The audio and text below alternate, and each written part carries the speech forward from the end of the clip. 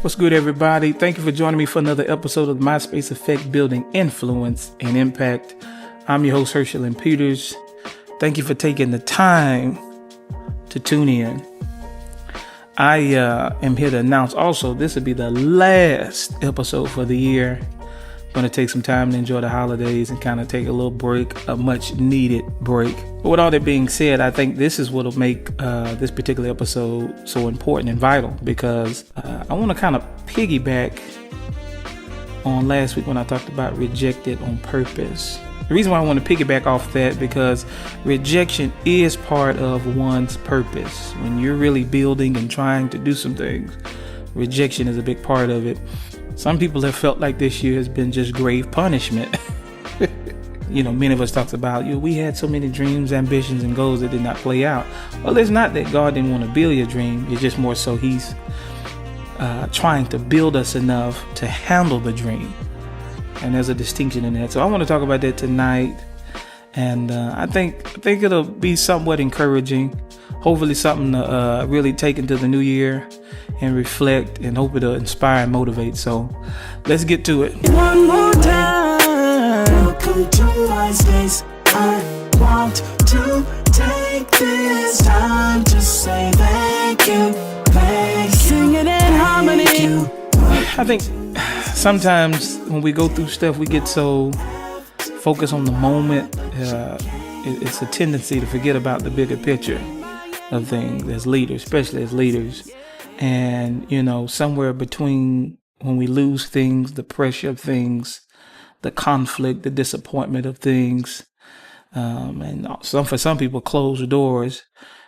The biggest point, the revelation of all that is you'll discover that the assignment is really you. My year personally has been full of shifts, losses, breaking, and becoming. And I've been able to kind of notice that simply because of the type of transitions that I've endured, but also identifying certain patterns. And in all of this, I really thought God was building something through me. But then I discover, He's building something in me. And that is why I know things have shifted to a point where the assignment is me. I've been helping so many others. I've been doing so many things. You're that term now where he understood the assignment. He or she knew what to do. And I did, and I have for so many other people, places, and things. And now I need to take that same energy and apply it to me in my life. I need to know this. I need to know that. I'm going to tell you that this is so important, because you really can't lead past the level of who you are. Just can't do it. Gifts create opportunities, but it's character that sustains those opportunities. And so when you look in 2026, it'll really require a grown, grounded, whole version of you. And the world doesn't need a lot of you. It just needs more of a rooted and grounded you. That matters because one's calling, your calling, my calling, is waiting on a version of us that we hadn't fully become yet. And even in the midst of that process, God will allow life to expose what needs to be strengthened. Yeah. And that can be tough. That can be really tough for many. I had a great friend of mine that I worked for and worked with together for about 2.5, almost 3 years. And when he passed away abruptly, I really felt the weight of leadership. That's what it showed me. Losing him showed me the weight of leadership. I had another situation I was dealing with this year for months and weeks and days where there was an individual who was coddled, enabled. I had no idea, but there was a lot of tension. It was really tough trying to work with this individual. And what it did for me, even though it was a lot of disrespect and I was kind of left hanging to myself, what it did for me ultimately is help me create boundaries, emotional clarity, and most importantly, what a lot of people missing nowadays is discernment. It was tough. Me and one of my friends joke about I was being flame broiled, Burger King style. It was tough. But even in the midst of that, in the midst of that, I learned those things. And then being in a place of isolation, it really forced identity to be developed. And even in some shifts in the workplace and ministry and different things like that I was involved in, it forced internal ownership. So ultimately what I'm saying is God will utilize some uncomfortable people and unexpected losses to develop the parts of you that our destiny depends on. Mm. Mm-hmm. Mm-hmm. He will. He definitely will. And sometimes those uncomfortable people, places, and things, those unexpected losses can really push us into a place of what I like to call a threshold. Leadership, you have to remember this. You always have to hit a threshold before one can evolve. You know, a threshold in this particular context is a point of, I guess you can say, a defining point between who you were and who you're becoming. And there are 3 temptations that everyone faces at the threshold. Number 1, compromise. Compromise. Typically people lower their standards thinking that will alleviate certain things. Another aspect of compromise is you silence your voice. I'm just going to stop talking. I'm not going to say nothing else. Be quiet. It's better to, keep peace. And then ultimately, sometimes you get frustrated or whatever you're facing, it'll cause you to end up shrinking your vision. Yeah, those are the 3 aspects of compromise that are part of the ultimate temptations that one meets when they get to that particular turning point in life. The second temptation that everyone will face at that point of a threshold, that turning point in life, is an identity shift. Yeah, but one that's of the wrong kind. You'll become someone reactive instead of proactive.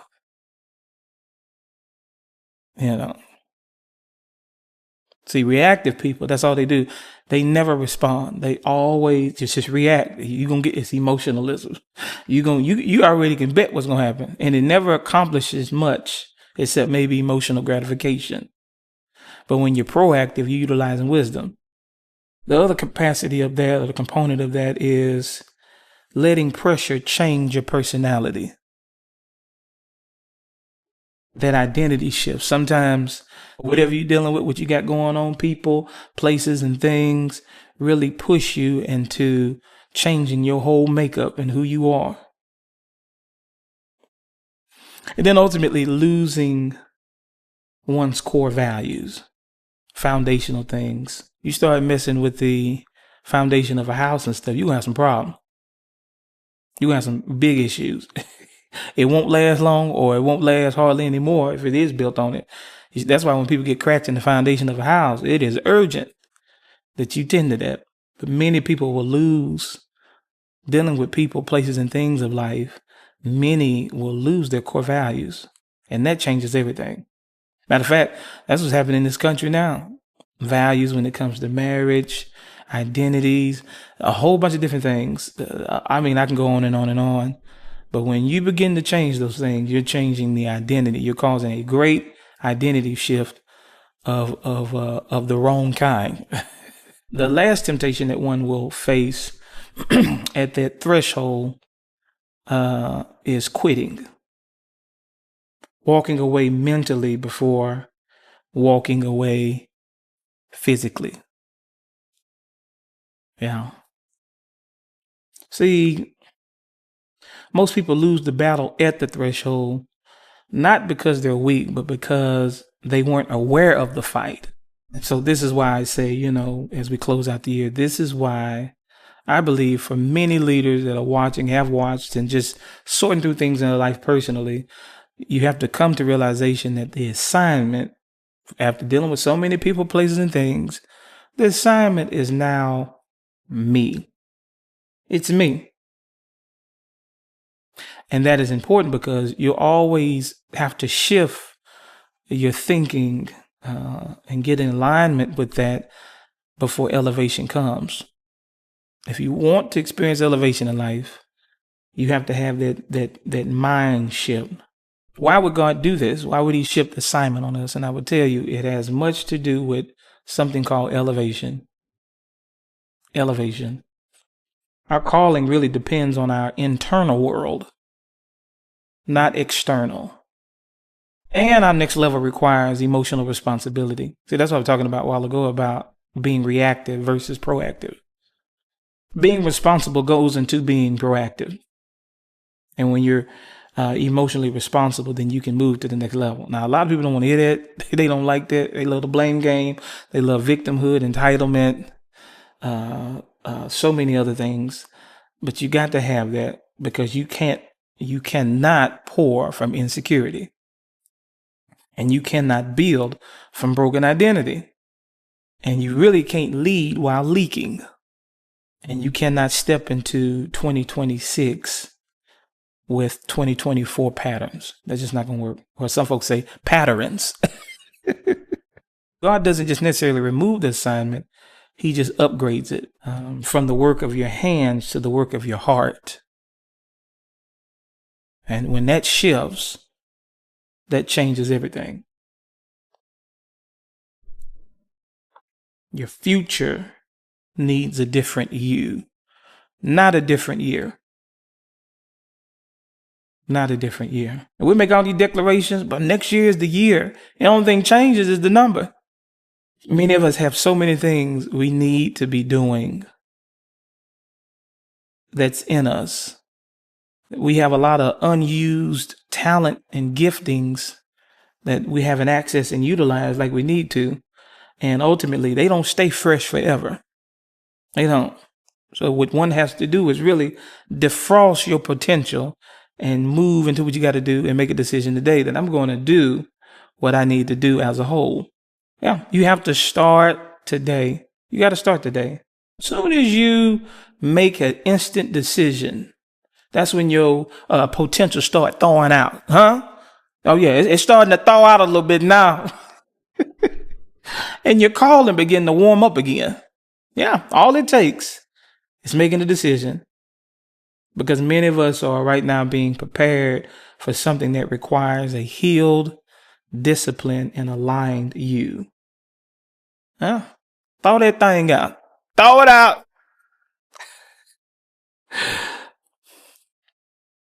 I don't believe next year is going to be a year of rewarding wishes. And I don't think that. If anything, it's going to be rewarding of those who have prepared.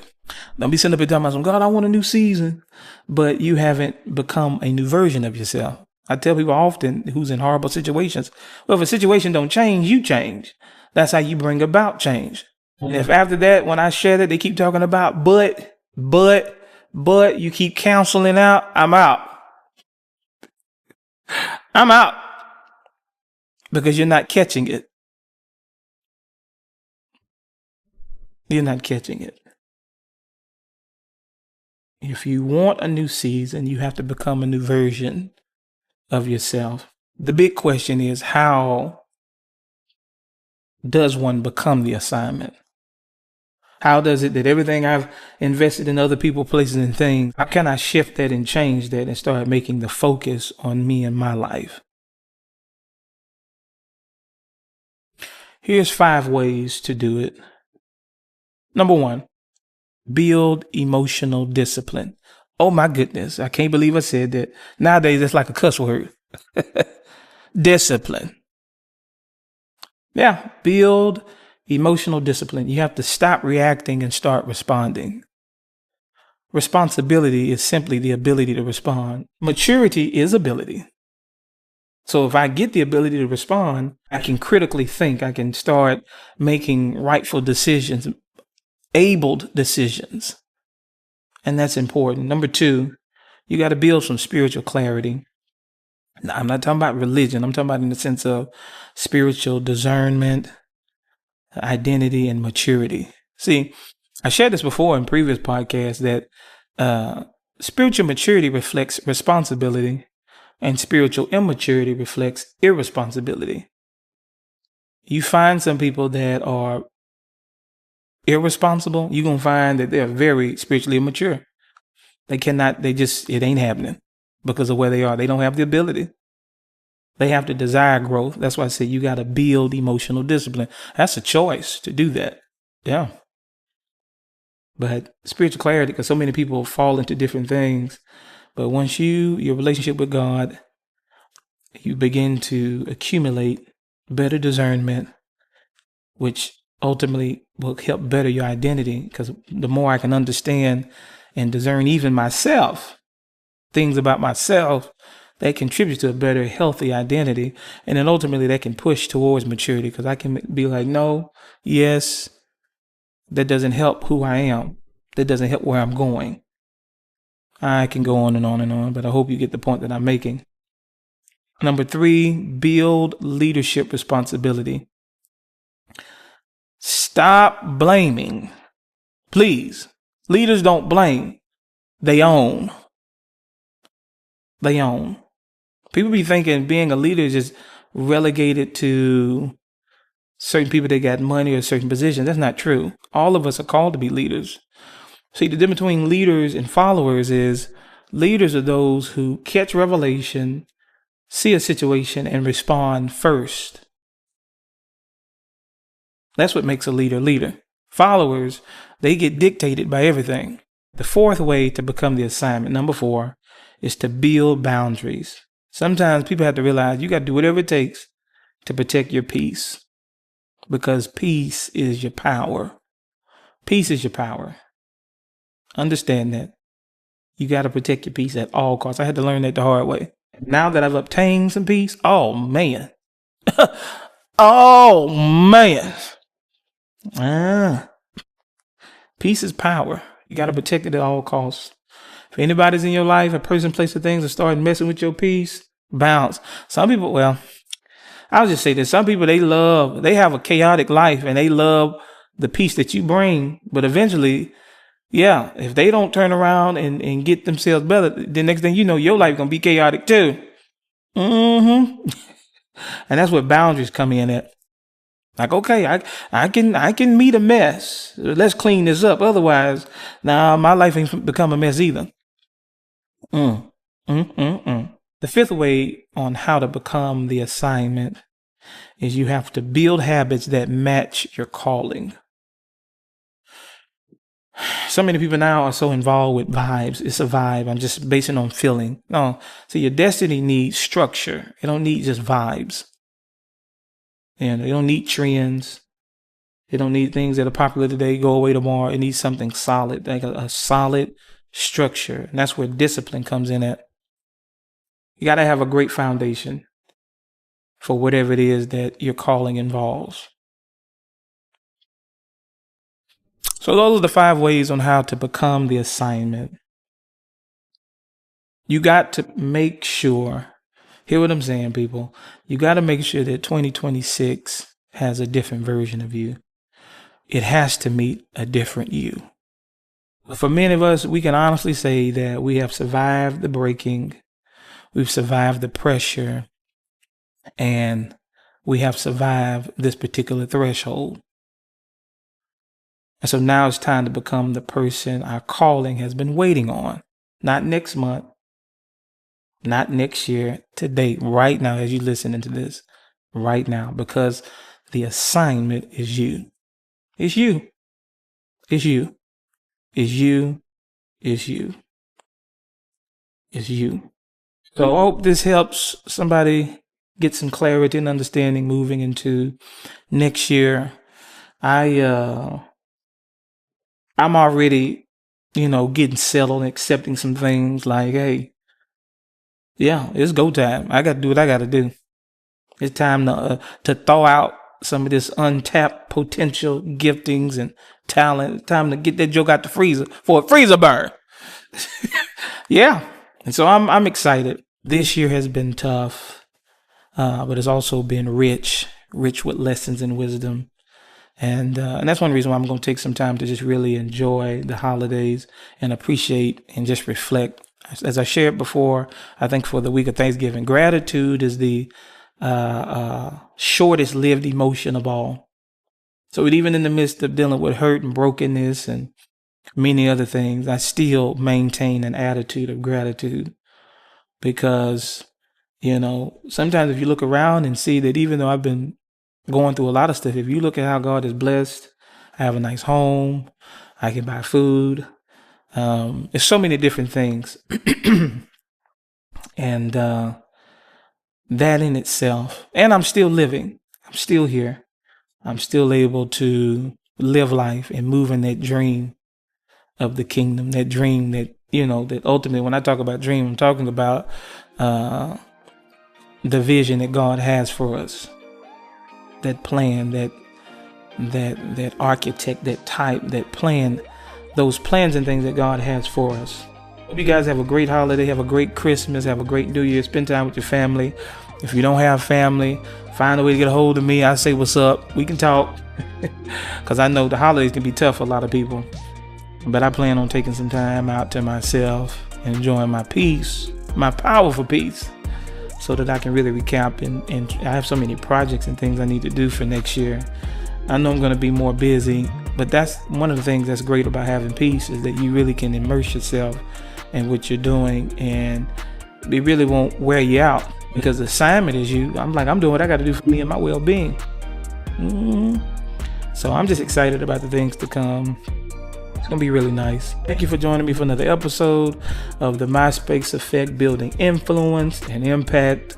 I really appreciate you guys. I really do. Everybody that's watched and supported. I am grateful. Remember, as you end this year out, the assignment is not a platform. It's you. Become the best version your calling needs, because 2026 is waiting. I'm out.